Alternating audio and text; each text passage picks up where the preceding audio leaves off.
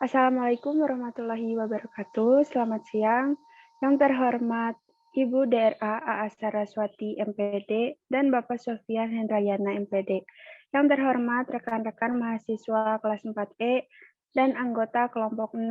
Di sini kami kelompok 6 akan membahas tentang babasan dan peribahasa Sunda.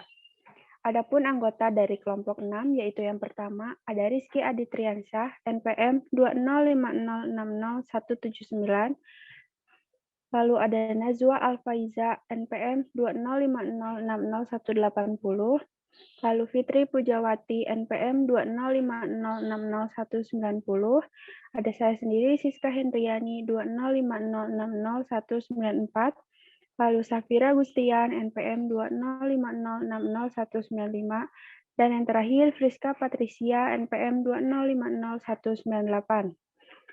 Lanjut, mari kita masuk ke materi. Yang pertama, pengertian. Dalam kebudayaan manusia, peribahasa sangat penting peranannya dalam kehidupan sehari-hari. Bangsa-bangsa dari belahan dunia dan kebudayaan manapun tidak terlepas dari peribahasa dan memiliki pembendaharaan peribahasanya masing-masing yang digunakan dalam komunikasi kehidupan sehari-hari. Begitupun dengan bahasa Sunda. Bahasa merupakan hasil kebudayaan dan dapat menggambarkan hasil kebudayaan masyarakat. Kekayaan dan kekuasaan budaya akan tercermin dalam leksikon. Oleh karena itu, leksikon suatu bahasa dapat mencerminkan masyarakat. Bahasa juga merupakan produk perkembangan sebuah budaya yang memiliki kekuatan dan keunikan yang diwujudkan di dalam leksikon. Selanjutnya, bahasa Sunda sebagai masyarakat etnik. Sunda merupakan salah bahasa dengan jumlah penutur besar di Indonesia. Di samping bahasa Jawa, bahasa ini digunakan hampir di seluruh Jawa Barat dan sebagian kecil di Jawa Tengah, sebagaimana bahasa alamiah lainnya. Bahasa ini memiliki berbagai variasi atau dialek, baik variasi geografis, sosial, maupun temporal. Bahasa ini pun memiliki ragam lisan dan tulis. Tradisi tulis bahasa ini dapat diamati pada pemilikan aksara Sunda. Dina bahasa Sunda aya paribasa, aya oge babasan. Paribasa mah nyaeta kecap mangrupa papatah pangrojong atawa kecap nu bisa dijadikeun pienteungeun hirup. Nya basa kerena mah kecap nu bisa ngamotivasi, sedengkeun babasan mah mangrupa kecap siloka atawa kiasan nu hartina lolobana ngagambarkeun sifat atawa kebiasaan hiji jelema. Paribasa biasana rada panjang, leuwih ti 2 kecap, sedengkeun babasan mah pondok biasana ngan 2 kecap.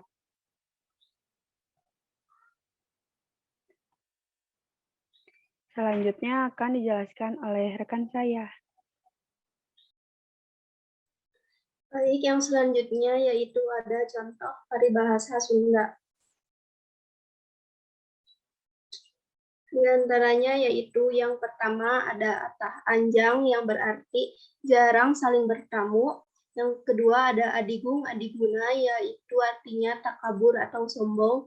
Yang ketiga yaitu ambek nyedek tanaga midek yang artinya nafsu besar tapi tak punya kekuatan. Yang keempat yaitu anjing ngagogogan kalong yang artinya menginginkan yang lain-lain.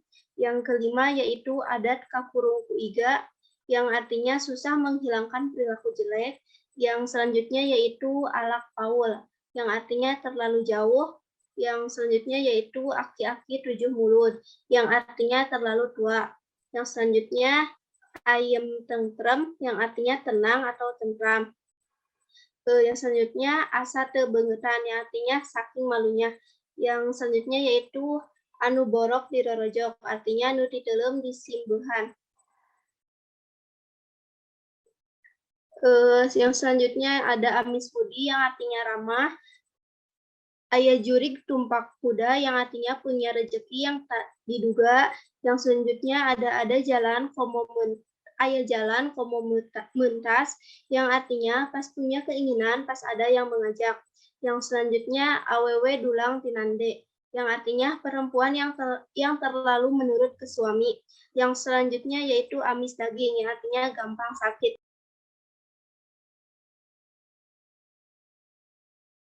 Yang selanjutnya yaitu abong letah ketulangan, artinya senang bercerita, bergosip. Yang selanjutnya yaitu ari umur tunggang gunung, angen-angen picat sawed. Artinya usia sudah tua tapi kemampuan seperti anak muda. Yang selanjutnya yaitu agul kupayung butut, artinya selalu menyombongkan keturunan.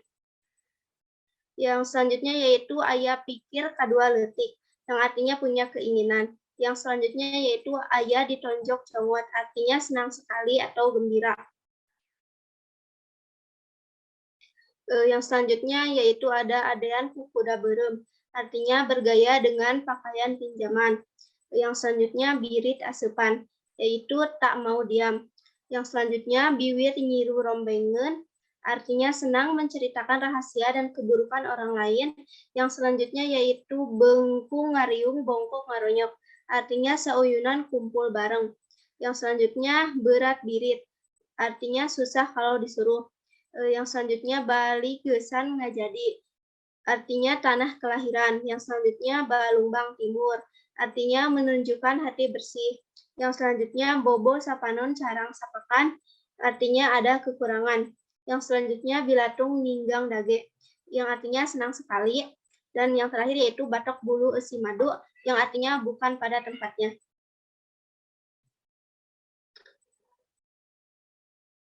Untuk materi selanjutnya akan dijelaskan oleh rekan saya. Baik, yang selanjutnya ada leksikon unsur budaya Sunda.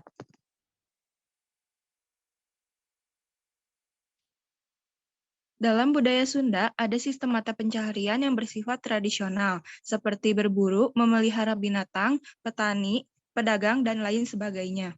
Dalam sistem mata pencaharian, banyak sekali yang berhubungan dengan kata yang ada kaitannya dengan nama mata pencaharian. Cara atau proses dalam mata pencaharian, tempat mata pencaharian, dan hasil dalam mata pencaharian. Bentuk kata leksikon budaya dalam bahasa dan peribahasa Sunda diklasifikasikan berdasarkan kata dasar, afiksasi, reduplikasi, kombinasi afiks, frasa verba, dan komposisi. Bentuk kata dasar dalam leksikon budaya dalam babasan dan peribahasa Sunda dibagi dalam 2 suku kata atau duiengang, 3 suku kata atau triengang, dan 4 suku kata atau caturengang. Afiksasi dalam leksikon budaya yaitu nasal atau N, di, K, dan Sa yang didampingi oleh kata dasar kata barang, kata kerja, kata sifat, dan kata tugas. Infiksasi yang ada dalam leksikon budaya yaitu in yang disampingin oleh kata sifat. Sufiksasi atau rarangken tukang, dalam kata leksikon budaya ada sufiks atau na, en, dan an, dan leksikon budaya dibangun oleh kombinasi afiks atau rarangken barung, diantaranya ada dian, diken, kaan, pangan, enan, dan paan. Yang selanjutnya akan dibahas oleh teman saya. Selanjutnya saya akan menjelaskan klasifikasi unsur budaya sistem mata pencarian. Yang pertama ada dagang pindang. Leksikon budayanya dagang pindang. Yang artinya berdagang pindang dan diungkapkan ke paribasa Sunda menjadi dagang pindang ke Cirebon yang memiliki arti tidak laku dagangannya karena menjual barang kepada orang yang biasa membuat barang itu. Lalu yang kedua ada huma atau dalam bahasa Indonesia itu ladang artinya. Dalam ungkapan paribasa Sunda menjadi mata pajau huma yang memiliki makna berakibat tidak saling menyayangi atau tidak diberi rezeki karena bertengkar dengan saudara. Lalu yang ketiga ada moro. Moro di sini dalam bahasa Indonesia artinya memburu atau berburu. Dalam ungkapan paribasa Sunda menjadi moro julang melepaskan pusing, yang memiliki makna melepaskan sesuatu yang sudah ada dan dimiliki demi mengejar sesuatu yang jauh dan belum jelas. Yang keempat ada leuit. Leuit dalam bahasa Indonesia artinya tempat menyimpan persediaan beras bagi masyarakat yang tinggal di kampung adat. Dalam ungkapan paribasa Sundanya menjadi lega sawah buncir leuit yang memiliki makna banyak uang. Lalu yang kelima ada tani atau bertani. Dalam ungkapan paribasa Sunda menjadi tani karidaki, dagang tinggal hutang, yang memiliki makna petani dan pedagang sama-sama hidup melarat atau orang yang bernasib sial. Yang keenam ada sawah. Dalam ungkapan paribasa Sunda menjadi sawah guludug, yang artinya sawah tanda hujan, atau dalam bahasa Sunda sawah tanda hujan ucaina secukup-cukupna tina acai hujan. Yang ketujuh ada melak cabe, atau dalam bahasa Indonesianya berarti menanam cabai. Dalam ungkapan paribasa Sunda menjadi melak cabe mual jadi bonteng, yang memiliki makna apa yang kita panen akan sesuai dengan apa yang kita tanam, atau dalam kelanjutannya ialah apa yang kita dapatkan akan sesuai dengan apa yang kita usahakan. Lalu yang ke-8 ada pasar, yang apabila diungkapkan ke paribasa Sunda menjadi orang pasar atau orang pasar. Lalu yang ke-9 ada pare, atau dalam bahasa Indonesianya itu padi. Dan apabila diungkapkan ke paribasa Sunda menjadi ngambang pare, yang artinya gerah. Lalu yang ke-10 ada huut, atau dalam bahasa Indonesianya itu adalah sekam atau dedak gitu. Dan apabila diungkapkan ke paribasa Sunda menjadi lir durukan huut, yang memiliki makna bahaya yang tak tampak serta semakin lama semakin membesar. Selanjutnya akan dijelaskan oleh rekan saya. Baik, selanjutnya ada analisis makna leksikon budaya dalam babasan dan paribasa Sunda.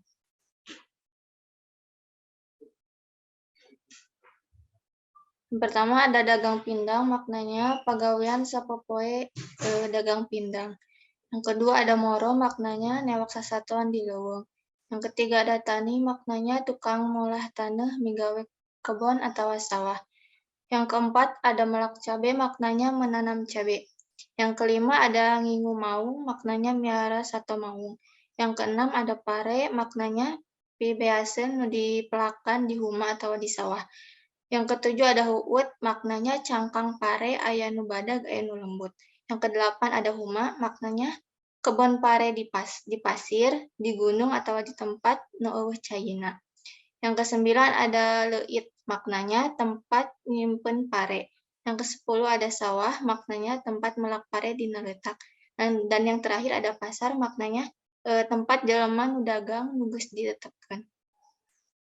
Baik, selanjutnya akan dijelaskan oleh rekan saya. Baik, selanjutnya ada variasi dalam bahasa Sunda.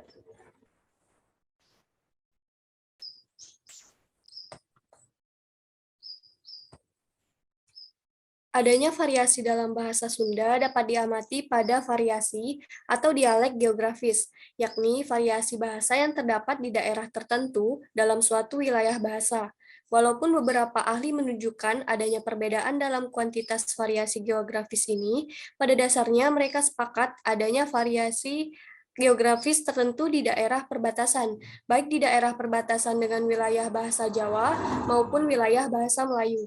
Oleh karena itu, bahasa Sunda dialek geografis Bogor dan Cirebon sering disebut-sebut karena dialek tersebut terdapat di daerah perbatasan yang menunjukkan perbedaan dengan dialek geografis Priangan yang berpusat di Bandung, dan di sini pula terdapatnya bahasa Sunda Baku atau bahasa Sunda Lulugu. Sekian presentasi dari kelompok kami. Atas kekurangan atau kesalahan kami dalam menyampaikan materi, kami mohon maaf. Kami akhiri. Wassalamualaikum warahmatullahi wabarakatuh.